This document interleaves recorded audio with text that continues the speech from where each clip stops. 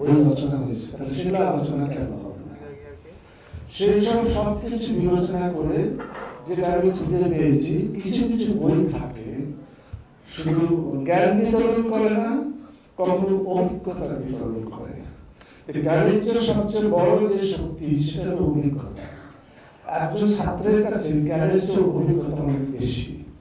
এই একটি মাত্র বই, যদি এই বইটার কথাই বলি, এটা কিছু অভিজ্ঞতা বিনিময় করে আর কি। আর এই প্রসঙ্গের যুক্তি খুঁজতে আমি সমস্যা কলকাতার একজন খুব নাম করা চলচ্চিত্র নির্মাতা এবং সে ভালো পড়ায়ও, সে বলে যে আমি মাসের পর মাস ছেলেদেরকে সিনেমা করাই, সিনেমা পরিচালনা শিখাই, কিন্তু ছেলেরা তো কিছু বোঝে না, চিত্রনাট্যও বোঝে না, বুঝাতে পারে না, তখন আমি কি করবো? এই বিদেশি বই থেকে যে আমি পড়াই, মেথড সিলেবাস থেকে পড়াই, তারা তো তেমন বুঝতে পারে না। তখন আমি নিজের পদ্ধতি বলতে থাকি। পদ্ধতি হলো আমি আমার অভিজ্ঞতা দিয়ে পড়াতে শুরু করবো। সেই অভিজ্ঞতা পাঠই কিন্তু এই বইটা। এখন একজন ছাত্র যখন সে বইটা পড়ছে, তখন সে তার জার্নিটা হচ্ছে অভিজ্ঞতার ভিতরে দিয়ে। তাকে সে নিজেই বুঝতেছে যে আমি তো এই কাজটাই করতেছি। যার কারণে আমি মনে করি এই বইটা খুবই আবশ্যক।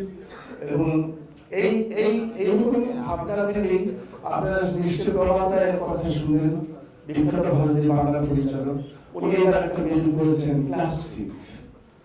তার মানে তার জীবনের লেখা, তার জীবনের চিত্রনাট্যকার হওয়া, তার জীবনের শিল্পা করে থালা বানানো, এই যে তার যে সংগ্রামগুলো, যেটা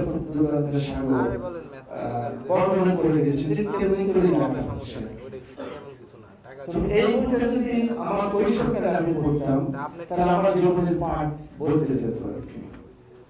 আমি এই জায়গায় হয়তো নাও থাকতাম, কারণ এমন একটি জায়গায় এমন একটি কথা সে বর্ণনা করেছে যে হুমায়ুন আহমেদ যখন তাদের সাথে যোগ দিল নাটক বানানোর চিন্তায়, একজন হুমায়ুন আহমেদ তখন কেমন ছিল সে সময়কে জ্ঞান করে, একটা কিছু না হবে একটা অতীতের জন্য সে চিৎকার করে, এবং সাগর বলছেন যে যখন সে চিৎকার করে তখন আমরা সব পাগল হয়ে যাই। একজন সফল মানুষ, সফল নিজের কারিগর, শত শত কারিগর, নির্মাতা, শিল্প তৈরি করার কারখানা সেও নাকি ভয় পেয়েছে।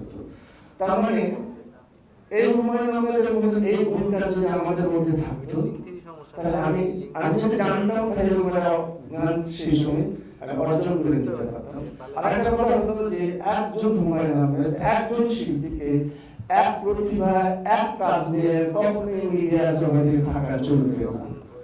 এক হুমায়ুন আহমেদ উনি নাটক বানান, উনি নাটক লেখেন, উনি গান লেখেন, উনি বিজ্ঞাপন চিত্র বানান, উনি ম্যাগাজিন অনুষ্ঠান করেন।